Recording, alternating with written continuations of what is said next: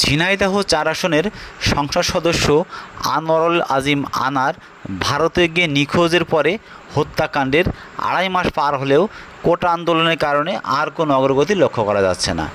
ডিবির পক্ষ থেকে জানানো, এমপি আনার হত্যাকাণ্ডের সাথে জড়িত যাদের আটক করা হয়েছে তাদের বিষয়ে আর কোনো তথ্য জানতে পারছে না ঝিনাইদহ ৪ আসনের সাধারণ জনগণ কিংবা তার দলের অনুসারীরা। প্রশ্ন উঠেছে, এই মামলা কি শীতল হয়ে যাচ্ছে? এমপি আনোয়ারুল আজিম আনার গত ১২ই মে ভারতে যান দর্শনা হয়ে গেদে বর্ডার দিয়ে।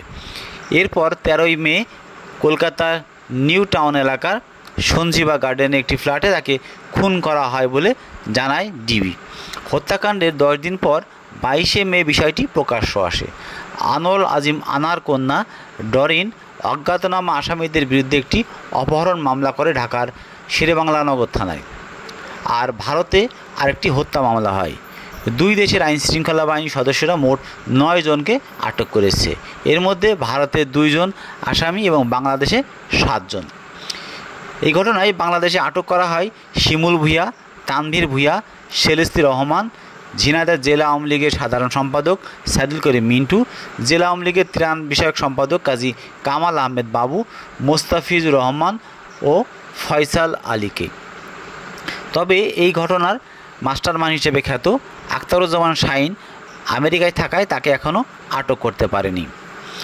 এই মামলায় যাদের আটক দেখিয়েছে ডিবি, পুলিশ তাদের মধ্যে ৬ জন ১৬৪ ধারায় দায় স্বীকার করে জবানবন্দি দেয়। তবে সাইদুল করিম মিন্টু জবানবন্দি দেয়নি। ভারতে আটক করা হয় সিয়াম ও জাহিদকে। এছাড়াও এই ঘটনায় আরও ৩ জনের নাম এসেছে যারা হত্যাকাণ্ডের সাথে সরাসরি জড়িত নয় বলে ডিবি জানিয়েছে।